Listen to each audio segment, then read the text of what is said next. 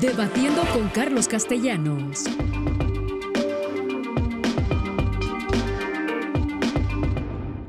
Hola, ¿qué tal? ¿Cómo le va? Qué gusto saludarle, darle la bienvenida a este espacio en el que debatir es más que contradecir y vociferar. Aquí las cifras, los datos y las opiniones de nuestros invitados son la materia prima para la discusión, porque la comprensión de los extremos empieza debatiendo con Carlos Castellanos. Hoy, con Salvador Frausto y Pablo Ferri pondremos sobre la mesa las estrategias de seguridad del expresidente Felipe Calderón y la actual que encabeza Andrés Manuel López Obrador. Errores, logros y resultados, contextos, diferencias, semejanzas y retos de la lucha contra el narcotráfico. Usted ya sabe quiénes somos. Usted ya nos conoce. Ahora somos La Octava Digital. Yo soy Carlos Castellanos y aquí comenzamos.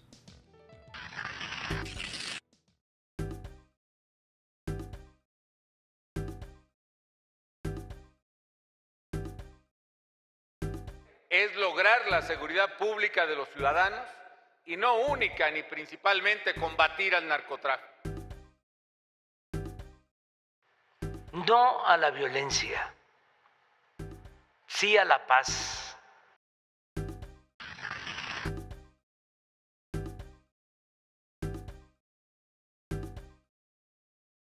La guerra contra el narco en México comenzó el 11 de diciembre del 2006. El entonces presidente Felipe Calderón Hinojosa la puso en marcha en Michoacán. El Ejército y la Marina encabezaron un programa que privilegió el uso de la fuerza. Herberto Lascano, Edgar Valdés Villarreal, Arturo Beltrán Leiva, Ignacio Coronel, Nazario Moreno, Ezequiel Cárdenas Guillén fueron algunos de los líderes del narco que murieron o fueron detenidos. Felipe Calderón recibió su sexenio con la presencia de al menos 4 cárteles, el de Sinaloa, Juárez, Tijuana y el Golfo, pero durante su administración surgieron 5 más. La familia michoacana, Cártel Jalisco Nueva Generación, los Beltrán Leiva, los Caballeros Templarios y los Guerreros Unidos. En el sexenio calderonista murieron alrededor de 121,000 personas en ejecuciones, enfrentamientos entre bandas rivales, agresiones a la autoridad, sin olvidar los llamados daños colaterales. Con la llegada de Andrés Manuel López Obrador al poder, las Fuerzas Armadas continuaron en las calles, pero enfundadas en uniformes de Guardia Nacional, aunque se dice que con una estrategia que ya no privilegia el uso de la fuerza, sino la inteligencia. El propio presidente ha dicho, abrazos, no balazos, para atacar las causas de raíz. Sin embargo, a casi 4 años de gobierno ya se cuentan 102,654 casos de personas ejecutadas. Esto con base en reportes elaborados por la Unidad de Políticas y Estrategias para la Construcción de Paz con entidades federativas y regiones. Y el reporte del Anti-Intelligence revela que se han fortalecido organizaciones criminales regionales como Cárteles Unidos, el Cártel de Caborca, el Cártel de Ensenada, los Canchola y el Cártel de los Alemanes. En lo que va de la administración obradorista, han sido detenidos criminales como Gerardo Treviño el Huevo o Rosalinda González, la esposa de Nemesio Ceguera alias El Mencho, líder del Cártel Jalisco Nueva Generación. También fue detenido José Antonio Yepes El Marro, líder del Cártel de Santa Rosa de Lima, entre otros. Precisamente, para entrar en materia, damos la bienvenida a Pablo Ferri, periodista del País, que se especializa en temas de violencia, seguridad, derechos humanos y justicia. Cofundador del colectivo Dromómanos de proyectos periodísticos, coautor del libro Narcoamérica de los Andes a Manhattan, 55,000 kilómetros tras el rastro de la cocaína. Es, además, ganador del Premio Nacional de Periodismo en México en la categoría de crónica por cómo es buscar el cuerpo de un familiar. Bienvenido, Pablo, muchas gracias. ¿Qué tal, Carlos? También nos acompaña vía Zoom Salvador Frausto, director de Investigaciones Especiales de Milenio, coautor del libro El vocero de Dios, Jorge Serrano Limón y la cruzada para controlar tu sexo, tu vida y tu país. Él es también coordinador del libro Los 12 mexicanos más pobres y fundador del colectivo de cronistas iberoamericanos, cuadernosdoble-raya.com. Bienvenido, Salvador, muchas gracias por estar con nosotros. Gracias, Carlos, es un gusto estar aquí en tu espacio y un saludo a Pablo. Muchas gracias a ambos por estar con nosotros y por mero orden alfabético comienzo, Pablo Ferri, contigo en este ambiente que aparentemente es muy maniqueísta, por lo menos en el discurso, y en el que parece que estamos inmersos todos. La primera pregunta tendría que ser, ¿Hay diferencias de fondo en las estrategias de enfrentar al crimen organizado entre el gobierno que encabezó el presidente López Obrador, que encabezó Felipe Calderón, y el que encabeza López Obrador? ¿Hay diferencias de fondo? ¿Cómo podríamos plantearlas?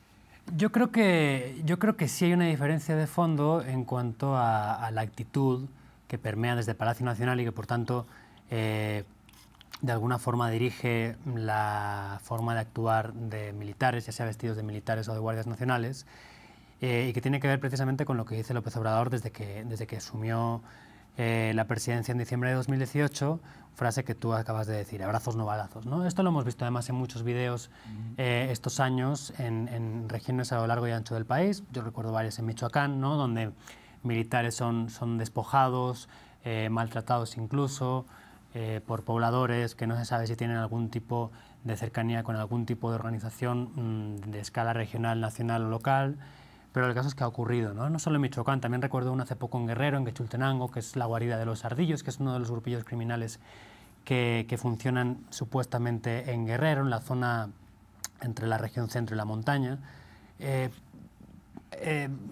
¿Por qué digo que es más o menos, o que de fondo es bastante distinta? Bueno, pues porque al final, aunque la militarización de la seguridad pública o el uso de militares en tareas de seguridad pública de este gobierno es muy evidente y no se diferencia demasiado en la que han usado los anteriores presidentes, tanto Peña Nieto como Calderón, y si la única diferencia podría ser la cantidad, ¿no? Este gobierno batió todos los récords en cuanto a efectivos desplegados. Se supone que la actitud es distinta, ¿no? Es verdad que hemos visto situaciones en Nuevo Laredo, por ejemplo, donde integrantes, en este caso de la Armada, han sido acusados de ejecuciones, desaparición forzada, etc. También en Nuevo Laredo, el Ejército, un caso de este gobierno también, nos acordamos todos por la frase que se le escucha al militar diciendo después de un enfrentamiento a sus compañeros, mátalo a la verga, ¿no? A uno de los supervivientes. O sea, han habido casos también que vimos en los anteriores sexenios, ¿no? Con Peña Nieto, el caso de Tlatlaya, por ejemplo, donde hubo ejecuciones, el caso de los chavales del TEC de Monterrey durante el sexenio de Felipe Calderón. Ahora, más allá de eso es distinto, más allá de la supuesta amabilidad con la que se conducen ahora los militares, amabilidad, uso un eufemismo evidentemente, no hablo de una amabilidad, lo digo en plano metafórico. Pues no lo sé, es difícil decirlo. Yo desde luego, por mi experiencia, yo he tenido dos experiencias de ver cómo se interaccionan militares y civiles en estos 2 años, una con Peña Nieto y ahora una con López Obrador, y la diferencia es muy fuerte, ¿no? En un caso, hablo de Tamaulipas, en la frontera en el año 2018, a meses de que acabara el sexenio, como militares de un batallón que estaban destinados allá confunden un carro de migrantes que van a cruzar el río Bravo con no sé quién, supongo que pensaban que eran delincuentes, y a uno de ellos se le escapa un disparo que por suerte no pegó al carro, ¿no? Luego resulta que iban 2 migrantes mujeres y una niña. Entonces, bueno, eso es una forma de actuar. Otra forma de actuar ya de este sexenio, te hablo del año 2021, o sea, el año pasado, junio, en Michoacán, desde Aguililla a Patzingán, el cártel Jalisco tenía un retén, bueno, había gente con chalecos antibala y la leyenda cártel Jalisco aquí, y después de retener a la gente que pasaba, nosotros nos tocó también, había un retén del ejército a 1 kilómetro, y nunca fueron a preguntar. Y luego cuando quisimos pasar el siguiente retén de Cárteles Unidos precisamente, que es el grupo que estaba enfrentado en esa zona con el cártel Jalisco, fue el ejército a pedirles permiso para pasar. Y digo permiso porque lo vi, ¿no? Entonces, es anecdótico, esto no puede generalizarse a lo que ocurre en general, desde luego, pero pues es ilustrativo de cómo igual las cosas se han cambiado un poco. De acuerdo, Pablo.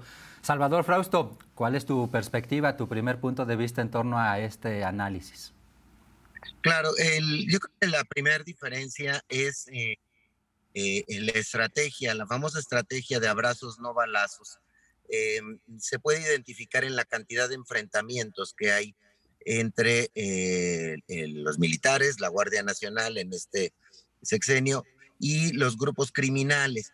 Se bajó sobre todo la cantidad de enfrentamientos que tenía el ejército contra los grupos criminales en el sexenio anterior, de Peña Nieto con respecto a este ha disminuido, y eso ha hecho que bajen los índices de militares muertos, incluso de delincuentes o de presuntos delincuentes abatidos, y a consecuencia de eso, es decir, ha bajado la intensidad de los enfrentamientos. Ahora, si lo revisamos con el sexenio de Felipe Calderón, que es cuando se inicia esta famosa llamada guerra contra las drogas o guerra contra los cárteles, sí había una beligerancia muy fuerte en búsqueda de enfrentamientos, que es lo que inicia esta escalada de ataques y de muertos de unos y de otros bandos.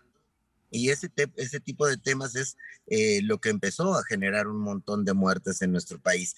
¿Qué fue lo que generó una consecuencia de haber lanzado esta guerra contra las drogas sin ningún estudio, sin ningún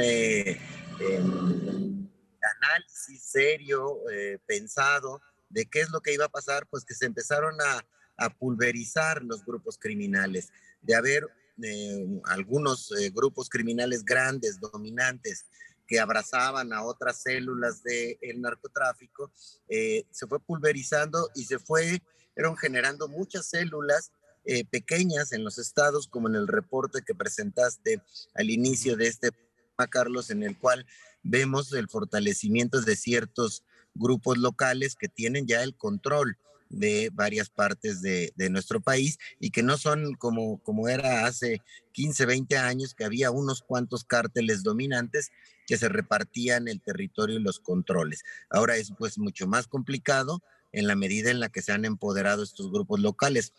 Pablo, que conoce muy bien el tema, lo ha estudiado, lo ha vivido en la cobertura y a través de los libros que ha hecho recientemente.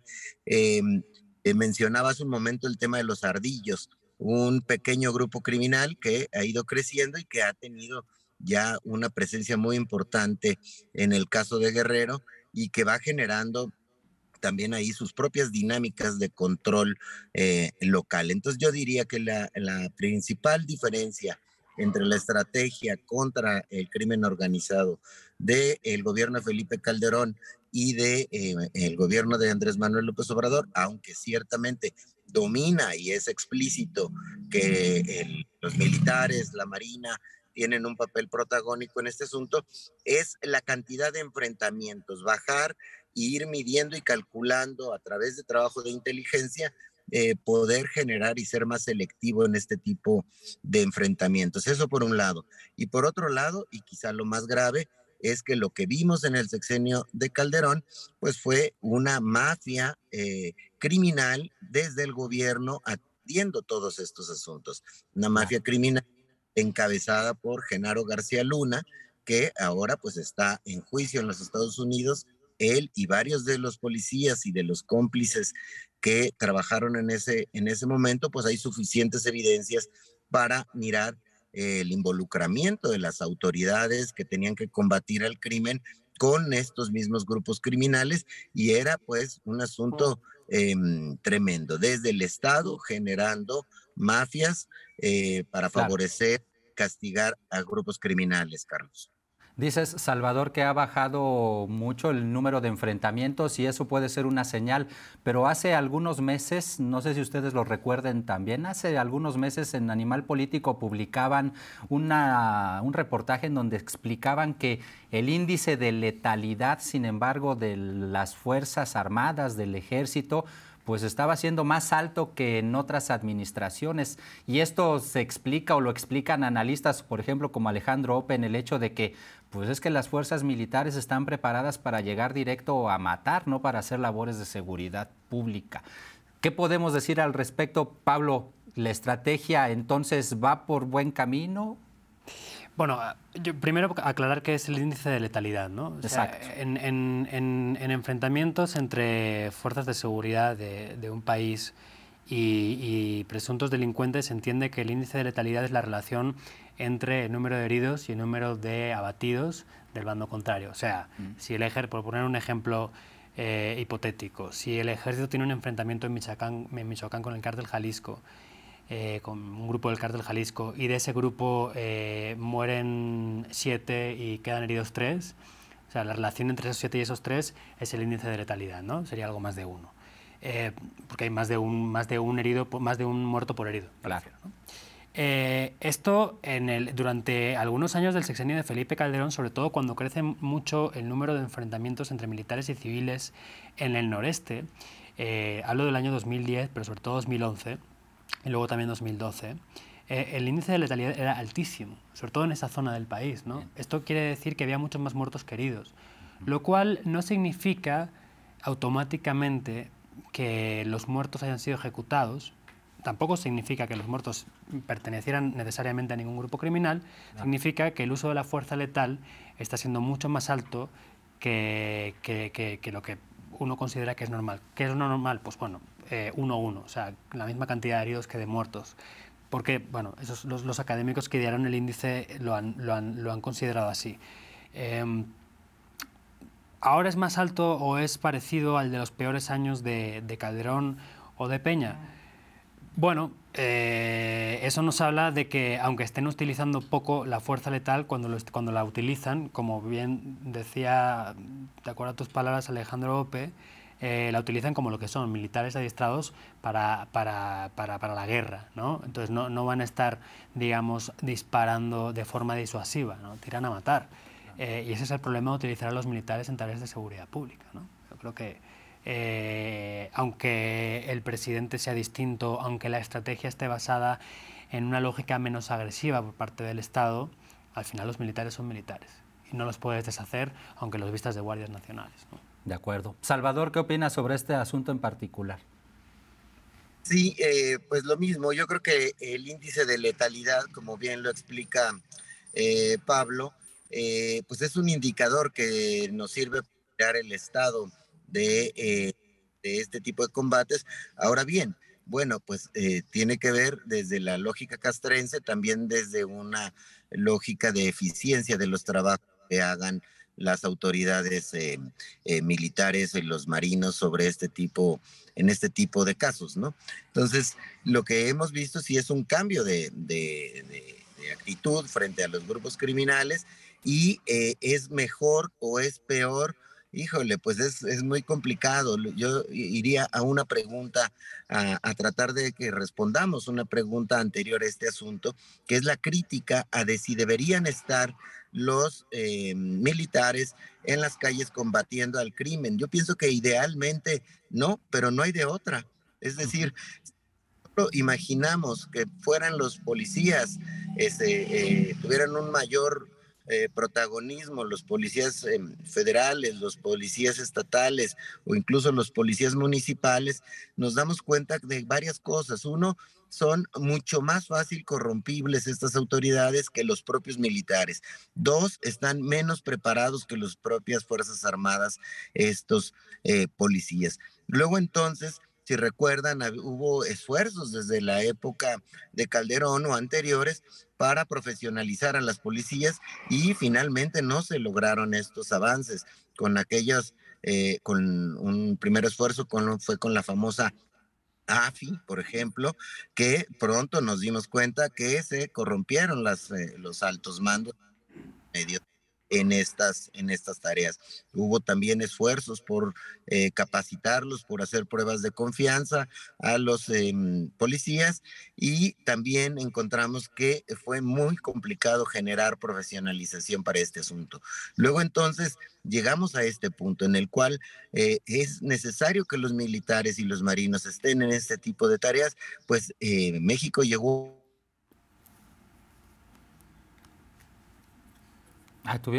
Tuvimos una interrupción con Salvador Frausto. Vamos a tratar de recuperar, por supuesto, en algunos instantes más la comunicación con Salvador. Pero mientras, Pablo, justo platicábamos antes de entrar al aire precisamente cómo desde que comenzó esta supuesta guerra en contra del crimen organizado con Felipe Calderón, se nos dijo a todos, este asunto es solo transitorio. Y es transitorio porque lo que vamos a buscar, lo que pretenderemos es reforzar y fortalecer a las policías municipales, a las policías estatales. Y decíamos, se destinaron muchos millones de pesos a ese efecto, pero pareciera ser que ese dinero nunca llegó o no fue bien implementado.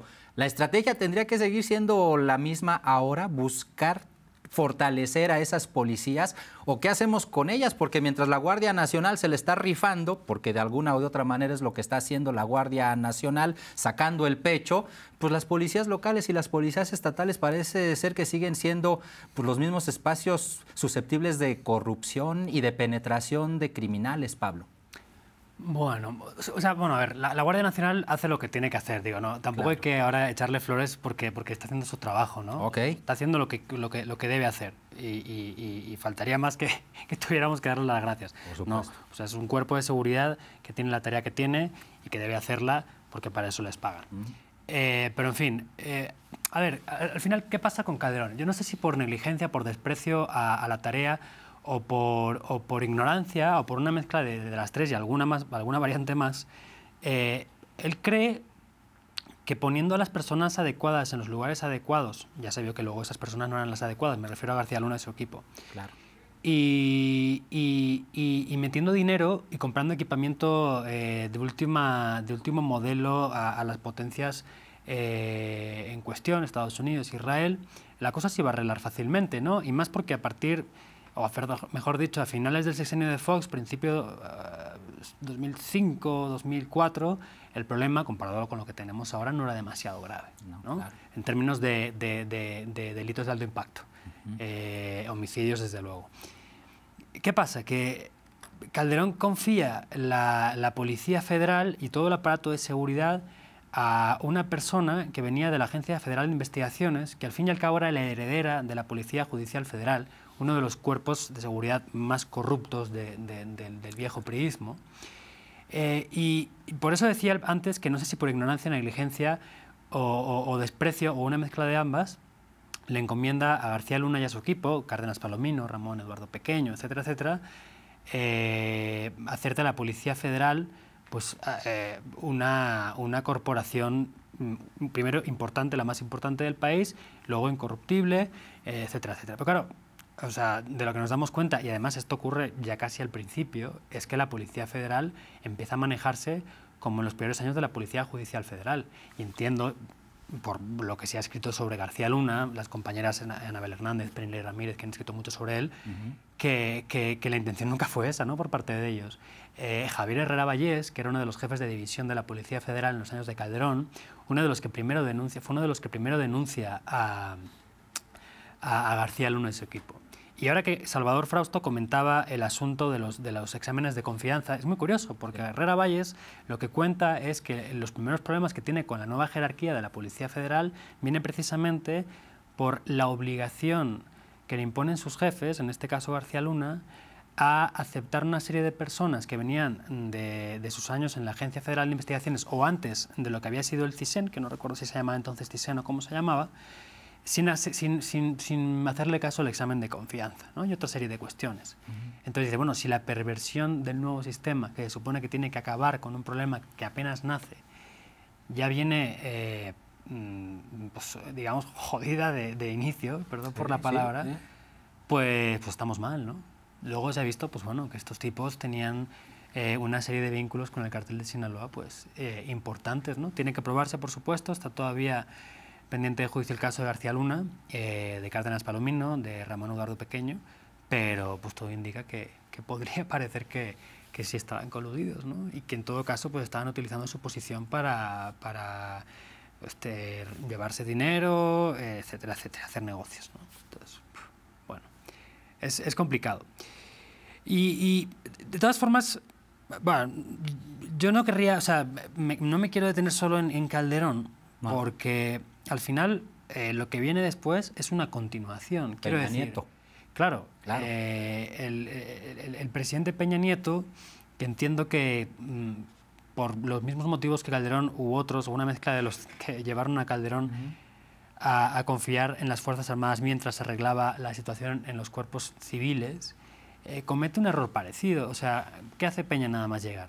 Voy a crear la Gendarmería Nacional. Gendarmería, ¿no? Claro. Va a ser un cuerpo extraordinario, ajeno a la corrupción, con unos altos estándares en no sé qué, no sé cuántos y tal. Bueno, muy bien. La Gendarmería acaba siendo una división menor dentro de la Policía Federal,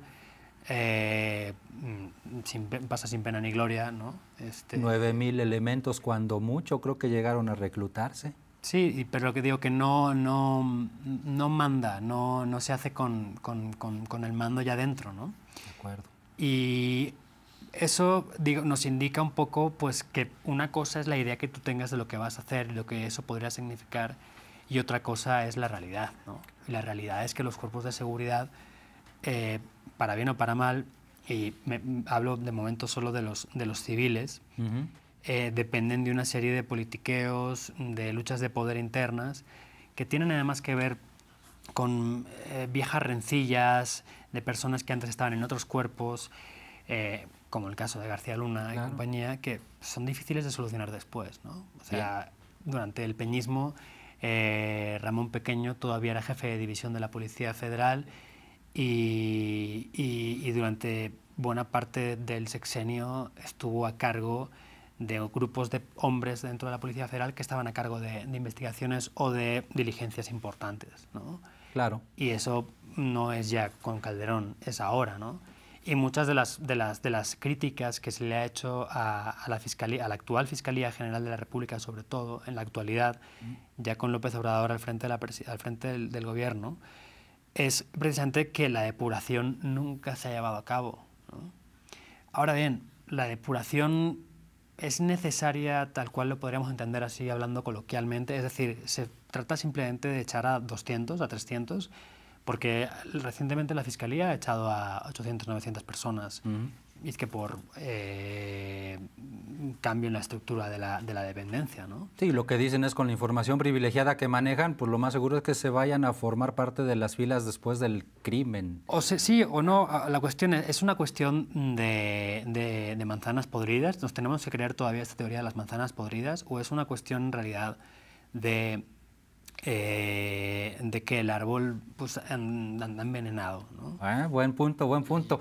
¿Es una cuestión de manzanas podridas, Salvador, o es una cuestión de que el árbol está envenenado? Ya incluso avanzamos un poquito con Pablo Ferri a dejar atrás no solamente hablar del sexenio de Calderón, él mencionaba también, pues con Peña Nieto se le dio continuidad a este asunto y en efecto, pues con Enrique Peña Nieto pareciera ser que incluso estamos hablando de un secretario de Defensa Nacional y este es un factor que yo ya meto nada más añadido, Salvador Cienfuegos, que recordemos, incluso fue acusado por Estados Unidos y todo lo que tuvo que hacer el presidente López Obrador para traer a Salvador Cienfuegos, que fue secretario de Defensa Nacional con Peña Nieto, y pues de alguna o de otra manera, pues tratar de limpiar la imagen de las Fuerzas Armadas. Salvador.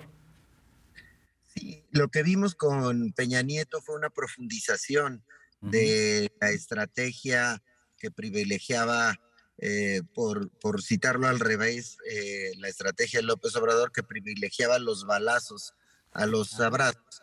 Y lo vimos muy claramente en 3, 4 episodios de masacres donde intervinieron Fuerzas Armadas muy importantes, que es el tema de Tlatlaya, que lo cubrió de manera muy importante Pablo Ferri.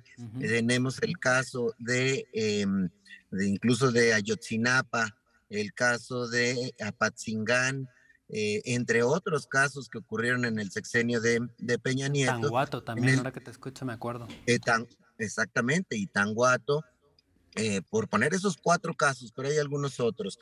Pero digamos, estos son muy sonoros y en los cuales vimos exactamente la misma estrategia, que es el ejército rodeando y yendo tras civiles presuntamente criminales y cometiendo masacres abiertas, prácticamente fusilamientos en varios de estos casos de quienes asumía que eran criminales. Ese fue uno de los sellos que más pegó al gobierno de Peña Nieto. Recordemos que estos casos empezaron a ser retratados por la prensa digital, por portales independientes o por publicaciones que se animaron a retratar estos casos, como la revista Esquire y otros, Animal Político, etcétera. Entonces, tenemos que ahí fue el culmen de el privilegio de los balazos sobre cualquier trabajo de inteligencia que pudiera hacerse para poder combatir el crimen. Y sin duda, no estamos en una estrategia que podamos decir que es muy exitosa actualmente, ni mucho menos. Sin embargo, sí hubo un cambio de tendencia en ese tipo de enfrentamientos. No vemos esa misma voluntad de ir a atacar, de tratar de generar este tipo de golpes de efecto que finalmente le salieron al revés a Peña Nieto. Su gran desprestigio lo cargó y sus niveles de popularidad llegaron a niveles súper bajos hacia el final de 10, 12, 15%, en parte porque la ciudadanía se dio cuenta de todo este desastre que tenía en una política de seguridad, francamente criminal, de funcionarios que seguíamos viendo de manzanas podridas en un árbol podrido, ¿no? Es decir, esos mismos efectos los seguimos viendo hasta la fecha, pero por lo pronto no vemos algún cambio y que se modifican un poco las tendencias de ese tipo de estrategia, Carlos.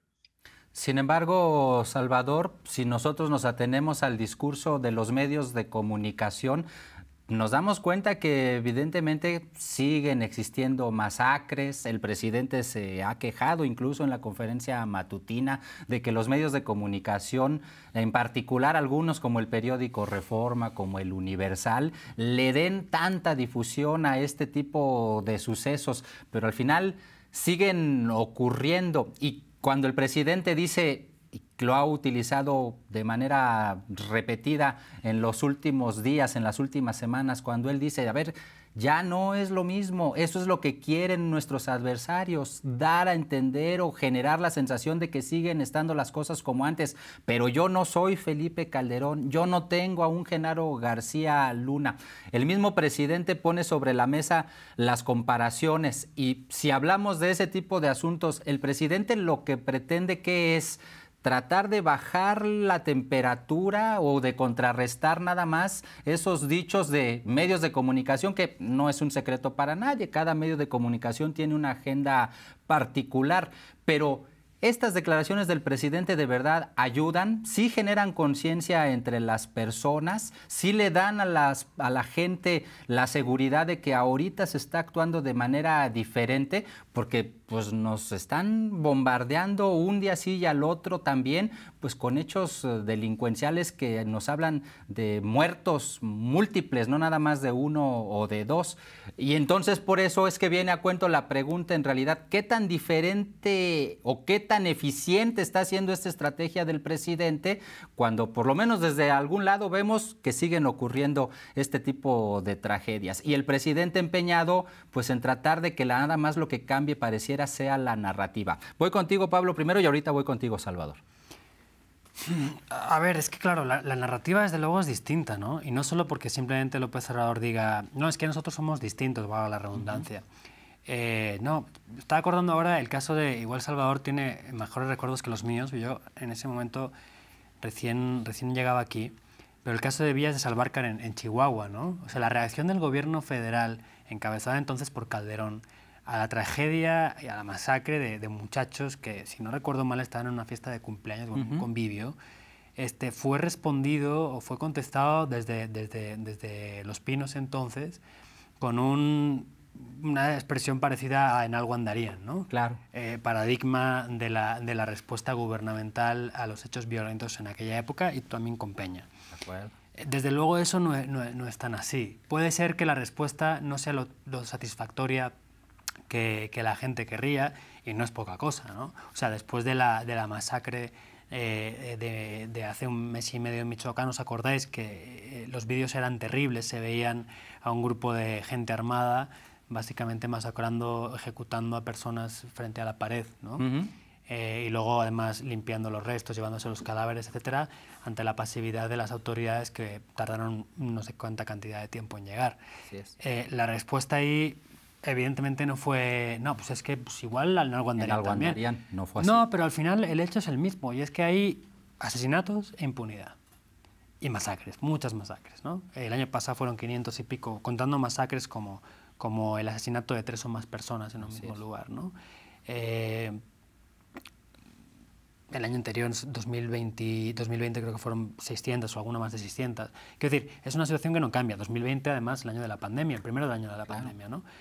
Entonces, más allá de las narrativas, donde nos tenemos que enfocar, yo creo, como medios de comunicación, y donde creo que el presidente se equivoca porque entiende que le estamos tratando de quitar mérito a lo que está haciendo, es que las consecuencias son las mismas. O sea, igual no es mayoritariamente el ejército o la policía federal, como los casos que comentábamos antes en Tanguato o Apatzingán, los culpables, pero el caso es que sigue habiendo masacres y sigue habiendo grupos fuertemente armados con capacidad de generar situaciones terribles en contextos locales con cierta facilidad, ¿no?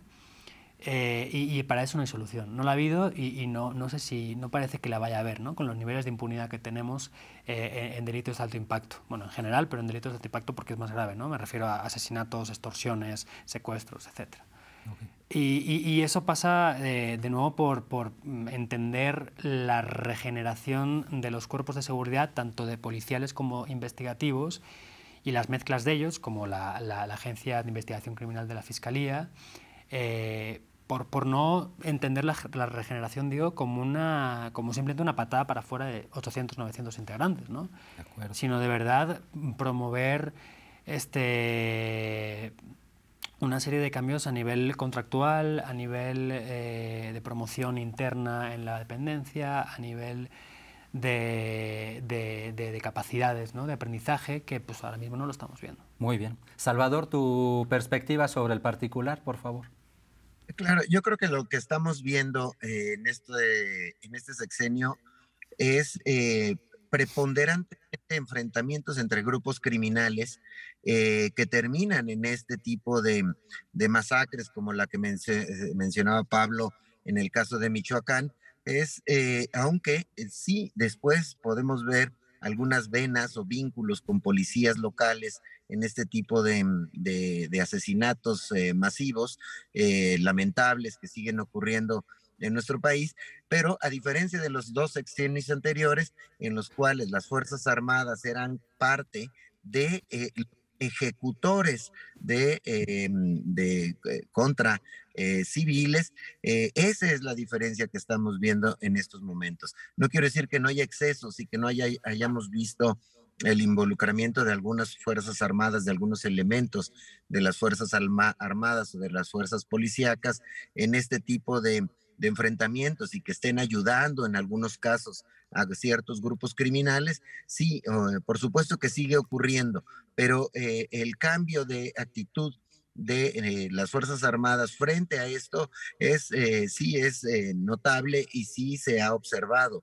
Es decir, yo recuerdo, por ejemplo, en el caso de la masacre de Apatzingán, que la orden de las autoridades policíacas resguardadas en las orillas por el ejército es mátenlos como perros. Es decir, esa es la orden que se escuchaba en la radio por parte de los mismos policías que iban a atacar a los civiles que se encontraban ahí en una plaza pública y que pues fueron asesinados y se les quiso hacer ver como parte de un grupo criminal, cuando pues la mayoría de estas personas eran limoneros, eran campesinos locales que se encontraban en ese momento en esa plaza pública. Entonces, sí hay ahí un cambio de narrativa que se refleja en las encuestas. A mí me llama mucho la atención, pese a la crítica que hay sobre la Guardia Nacional en los medios de comunicación, que es muy sonora, y que además que hay un intenso debate crítico sobre las Fuerzas Armadas en las redes sociales, y sin embargo las encuestas los tienen bien vistos los ciudadanos a que estén a cargo de estas tareas. ¿Por qué? Porque no hay de otra, decía en la intervención anterior.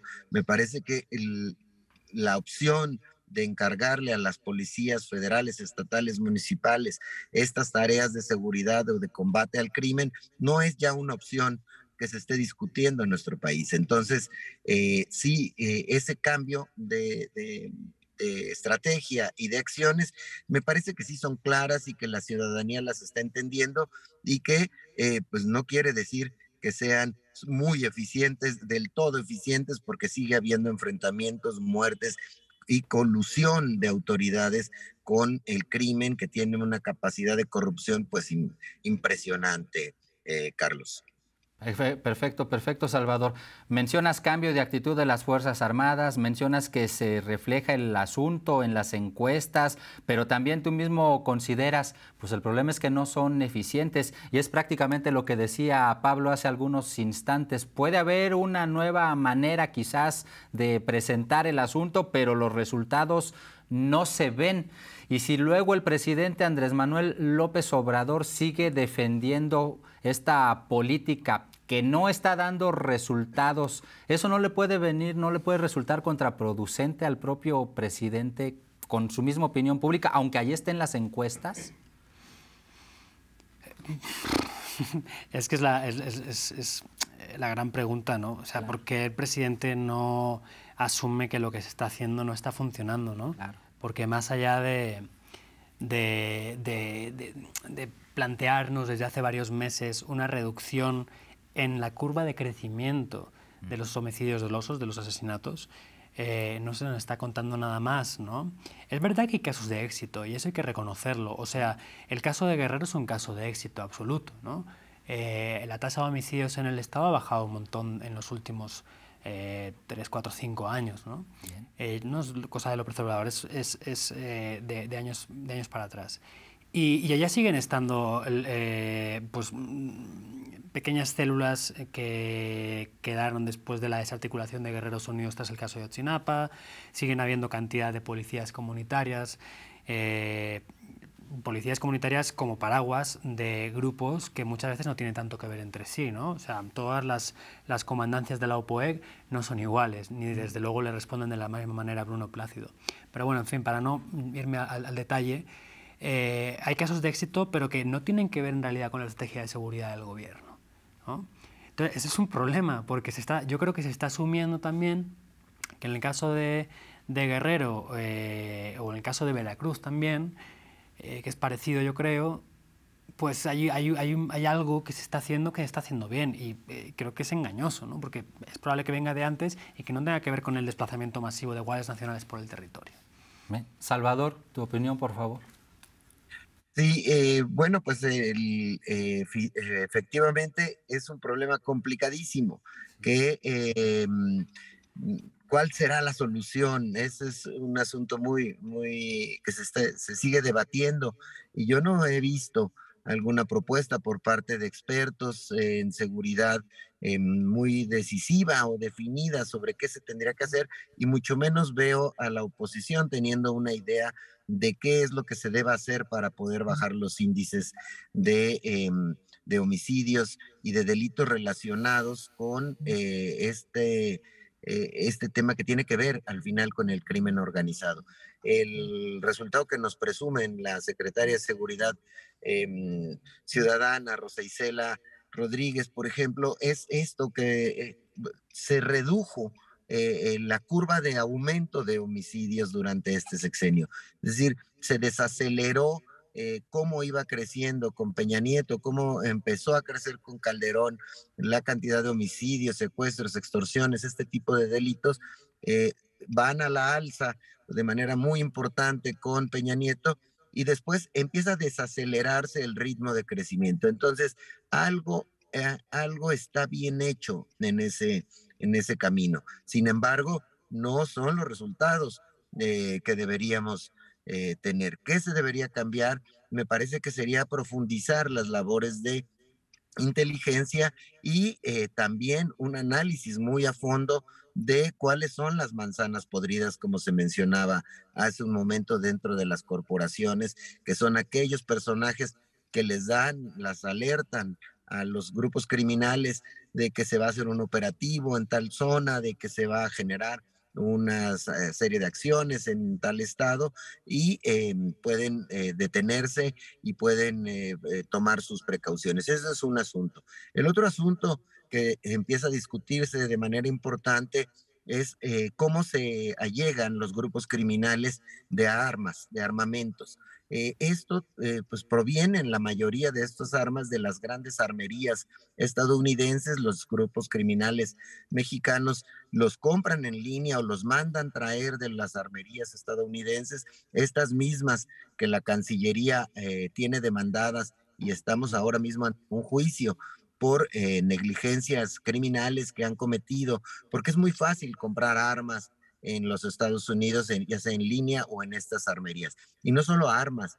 En Milenio reportábamos la semana pasada el tema de los chalecos antibalas. Es facilísimo comprarlos. Nada más hay que pedirlos en línea y llegan.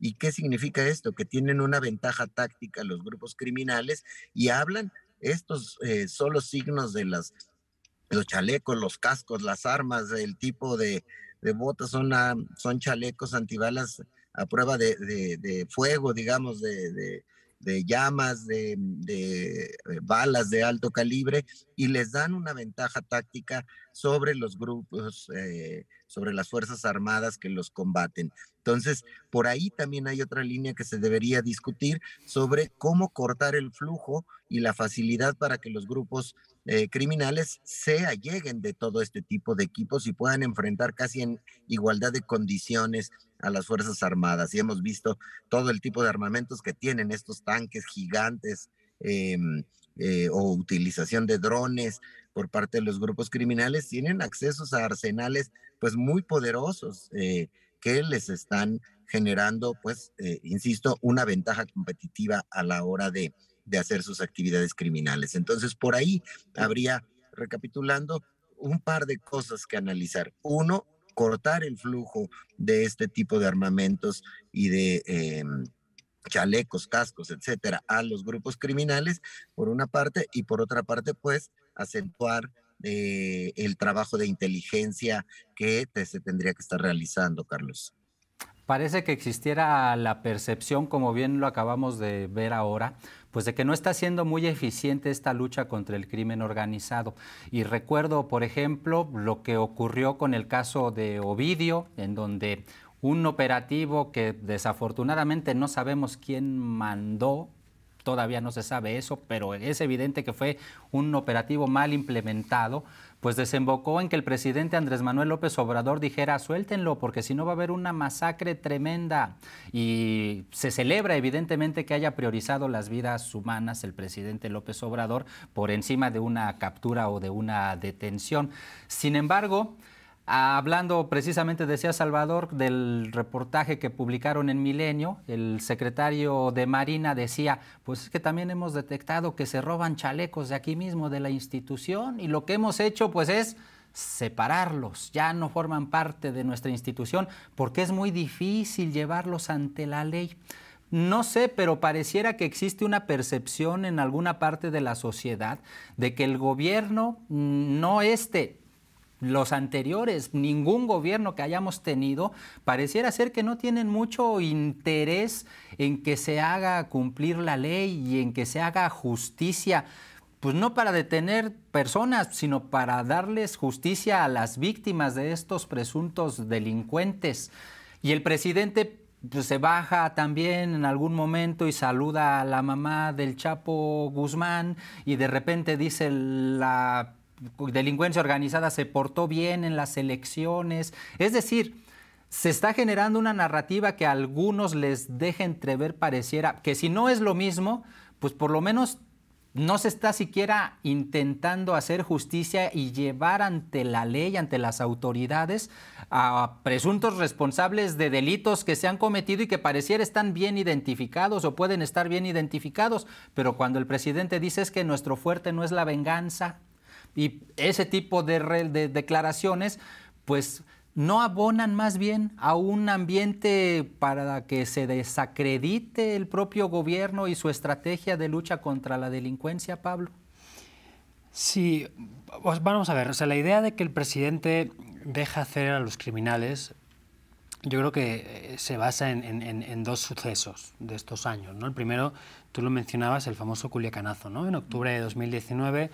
un grupo de élite del ejército va a Culiacán a tratar de detener a uno de los hijos del Chapo Guzmán, Ovidio Guzmán, que en teoría estaba comandando una de las ramas de lo que llamamos Cártel de Sinaloa o Cártel del Pacífico, ¿no?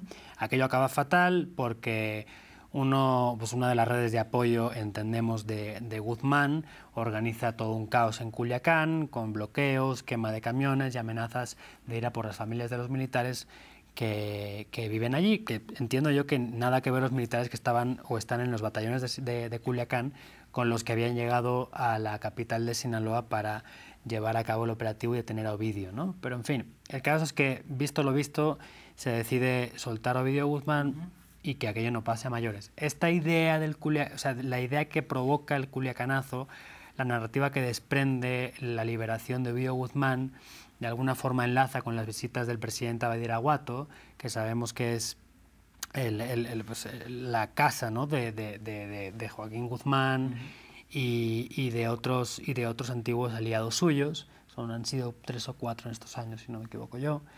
Y luego también está la idea, o otro de los eventos, mejor dicho, que alimentan la idea de que López Obrador deja hacer a los grupos criminales que tienen vínculos o que tienen intereses en el tráfico de drogas a gran escala, es la detención, mejor dicho, es la exoneración del general Salvador Cienfuegos, que había sido secretario de la Defensa con Peña Nieto, tras su detención en Los Ángeles justo un año después, en octubre de 2020, ¿no? A Cienfuegos lo detienen entonces en el aeropuerto de Los Ángeles, supuestamente por colaborar con un grupo criminal que tenía intereses en Nayarit en el sexenio anterior, por las pruebas que las autoridades estadounidenses mandan a la Fiscalía General de la República. La dependencia concluye aquí, después de estudiarlas, que no hay, digamos, elementos para vincular a proceso al general y, por tanto, bueno, pues no se pide ni siquiera la vinculación a proceso y se le deja libre, ¿no?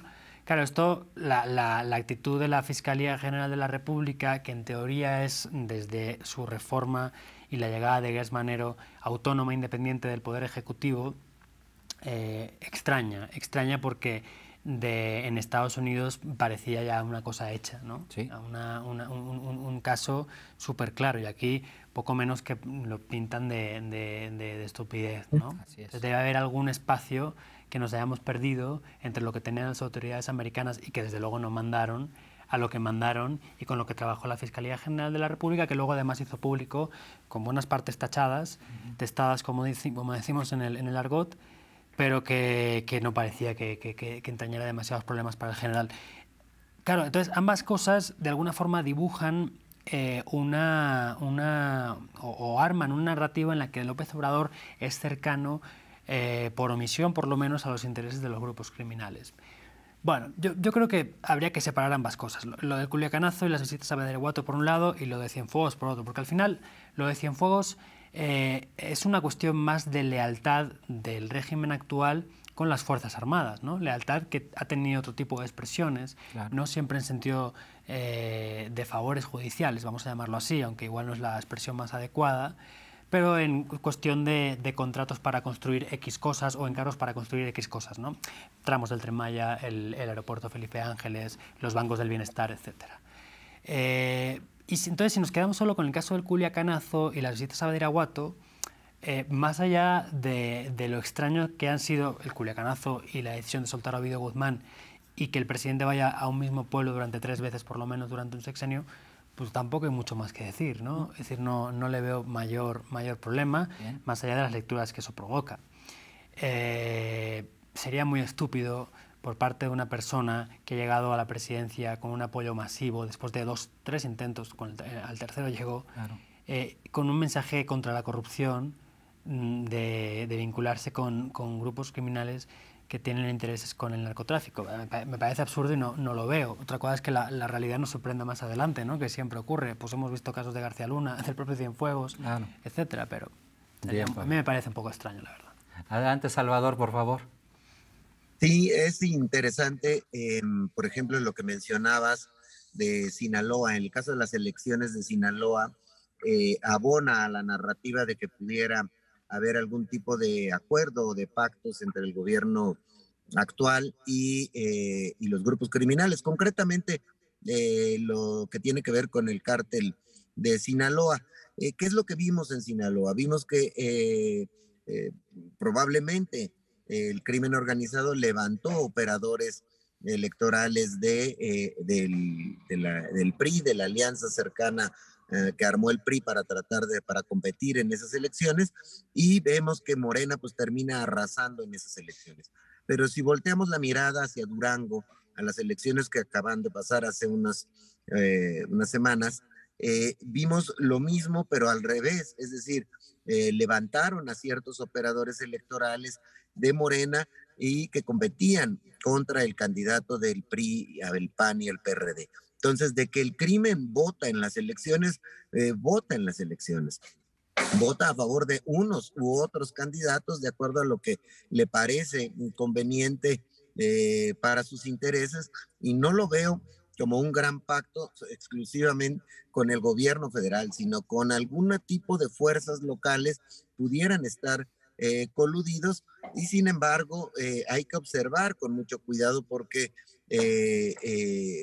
como dice Pablo, esto da muchas sorpresas. No sabemos el día de mañana si haya más evidencias de algún tipo de involucramiento de altos funcionarios del gobierno federal con el crimen organizado, como ocurrió o como hemos visto normalmente a posteriori de los sexenios. Es decir, de mirar lo que pasó con García Luna, pues se empezó a ventilar tiempo después, igual el caso de Cienfuegos y de otros personajes del gobierno de Peña Nieto. Sí, entonces habrá que observarlo con mucho cuidado, pero la narrativa, por ejemplo, que sale de declaraciones de un ex candidato presidencial, pues que tiene un peso muy débil dentro del PRI, como es Labastida Ochoa, Francisco Labastida, que pues es un personaje menor, no tiene ni siquiera fuerza al interior del PRI, probablemente ni siquiera está enterado de los asuntos importantes, parece más bien alguien desactualizado de lo que está ocurriendo, o Porfirio Muñoz Ledo, que está francamente molesto y lanza esta narrativa previo a las elecciones, pues también hay que mirarlo con cuidado, es decir, habrá que ver pruebas y qué pruebas o qué evidencias hay que seguir poniendo atención. Pues yo diría que pues ahí están esas. Podemos ver que se han levantado operadores electorales en algunos estados previo a las elecciones. Podemos ver que finalmente pues no se procedió contra Ovidio en una circunstancia muy complicada que se debía haber hecho después de un operativo fallido en el que por supuesto tienen responsabilidad las autoridades federales y locales. Y estos gestos del saludo a la madre del Chapo Guzmán y ese tipo de asuntos que tendremos que estar observando como periodistas para tener evidencias de qué es lo que está ocurriendo. Pero la narrativa esta de López Obrador coludido con narcotraficantes, me parece que hay muy pocos elementos serios para poder afirmarlo. Es un asunto pues de los políticos heridos y de sus voceros, ¿no? De acuerdo, completamente. Pues prácticamente estamos ya llegando a la recta final de nuestro programa. Nos restan 2 intervenciones, una de cada uno. Evidentemente pueden manifestar lo que quieran en torno a este asunto, pero a mí sí me quedaría una duda y me gustaría plantearla de esa manera y ojalá pudieran elaborar sobre este asunto también su conclusión. ¿Qué es lo que está haciendo bien el presidente Andrés Manuel López Obrador en esta estrategia de lucha contra la criminalidad y en dónde es en donde tendría que ajustar desde la perspectiva de su expertise?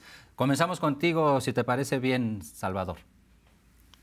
Y bueno, Carlos, yo pienso que el tema de que se haya detenido la curva de crecimiento, que se haya contenido el crecimiento de los delitos relacionados con el crimen organizado, sin duda habla de que hay luces de que puede haber un buen camino en este sentido.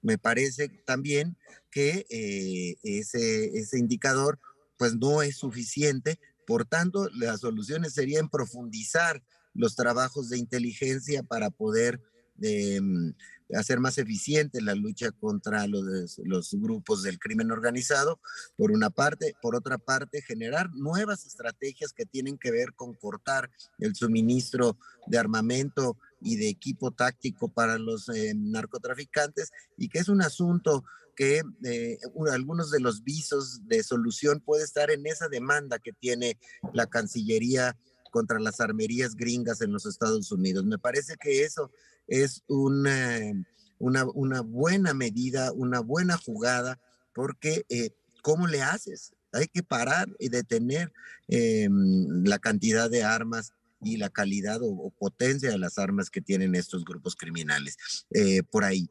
Por otra parte, también me parece que dentro del gobierno federal debería caber mayor moderación, menos celebración de los magros resultados que se han dado hasta la fecha para poder apretar el paso y generar pues acciones que logren resultados mucho más importantes y mucho más claros en distintas regiones. Hemos visto en algunos estados cuando mandan a muchos elementos de la Guardia Nacional a tratar de contener alzas en la criminalidad, pues hemos visto que sí han bajado un poco estos hitos, pero un tiempo se retiran o aflojan el paso y vuelven a crecer los delitos. Entonces, por ahí pueden estar algunos visos de cómo se puede ir generando nuevas acciones para poder combatir a estos grupos, Carlos. Perfecto, Salvador. Muchas gracias. Pablo, Fer. Bueno, varios puntos. Yo creo que a principios de sexenio fue un éxito bastante importante la lucha contra el huachicol, sobre todo en los estados de Guanajuato e Hidalgo. Recordemos que después del auge en Puebla, contenido durante el gobierno de Peña, y además con muchos problemas de por medio, recordemos el caso de Palmarito, ¿no? Donde un sargento ejecutó a un agresor que estaba en el suelo, pero al final estaba en el suelo desarmado y lo ejecutó. El gobierno de López Obrador se centra en Guanajuato, sobre todo en Hidalgo, ¿no? Y ahí, por lo menos en un primer momento, el problema para. Claro, esto entiendo que ha generado problemas después porque la acampada del ejército en Guanajuato, que al final lleva finalmente a la detención del Marro, que es el líder de uno de los grupos criminales de allí, el cártel de Santa Rosa de Lima, que además se metía mucho en temas de huachicol, luego ha degenerado en la aparición de nuevas células que no sé exactamente cómo ha dejado la situación ahorita. Eso es por un lado. Luego los casos de éxito que igual no tienen que ver tanto con la política de seguridad del gobierno, pero que por lo menos han compartido en el tiempo y el espacio estrategias. Hablo de lo que decía antes, Guerrero y Veracruz, sobre todo Guerrero. El tema del armado de la base de datos de desaparecidos, que esto no existía hasta ahora, ¿no? Esto es un éxito también incontestable. O sea, hasta ahora no había un conteo fiable de cuántos desaparecidos había en México, ni en qué época, ni en qué lugar habían desaparecido, ¿no? Y desde luego la aparición de la Comisión Nacional de Búsqueda a cargo de Carla Quintana. La unidad de litigio del caso Ayotzinapa de la Fiscalía General de la República, que igual no es, digamos, cosa del gobierno federal, pero al final sí se impulsa a partir de la creación de la Comisión Presidencial para el caso Ayotzinapa por parte del presidente, un tema que le ha importado mucho desde el principio. Creo que la unidad que litiga el caso Ayotzinapa dentro de la Fiscalía General de la República debería ser ejemplo para el resto de la Fiscalía General de la República en cuanto a formas de actuar. Bien. Desde luego lo que hemos hablado, la denuncia de las armerías gringas en Estados Unidos, otra cosa que se ha hecho bien, y no sabemos muy bien qué resultados ha tenido hasta ahora, pero entiendo que el hecho de haber generado un cambio es positivo a falta de saber cómo ha funcionado. Me refiero al cambio en las aduanas, en los controles de aduanas, ¿no? La militarización de las aduanas. Yo no digo que sea bueno, digo que quizá había que hacer un cambio y se ha hecho. No sé si a futuro habría que mantenerlo sí o no, pero bueno, por lo menos se vio un problema, se actuó. ¿Está bien? No sé. Pero el caso es que había un problema y se actuó. Sí, hay que esperar los resultados, pero ya se actuó, claro. Yo lo dejaría en esos 6 puntos. Perfecto. Bueno, pues Salvador Frausto, muchas gracias. Prácticamente estamos ya llegando a esta emisión de Debatiendo. Muchas gracias de entrada, Pablo Ferri, por habernos acompañado. Muchas gracias por haber estado aquí en el estudio, periodista del País. Gracias, Pablo. Gracias a ustedes y un saludo a Salvador. Ojalá que no la pase muy mal en el tráfico.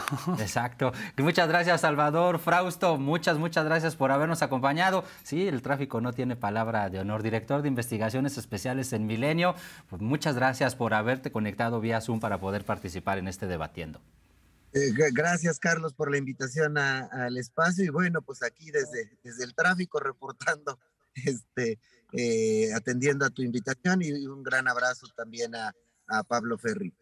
Ojalá que no sea la última, sino que pueda haber muchas más. Por lo pronto, muchas gracias, Salvador, muchas gracias, Pablo, muchas gracias sobre todo a usted por habernos acompañado. Recuerde que sus opiniones forman este espacio. Contáctenos en @castellanos, @La Octava Digital. Déjenos saber a quiénes quiere ver en esta mesa de debate y qué temas les gustaría que abordáramos. Gracias, Argelia García, gracias, Roberto Fernández, gracias, Mario Silva, por sus comentarios. Yo soy Carlos Castellanos, nos vemos el próximo jueves aquí en Debatiendo. Debatiendo con Carlos Castellanos.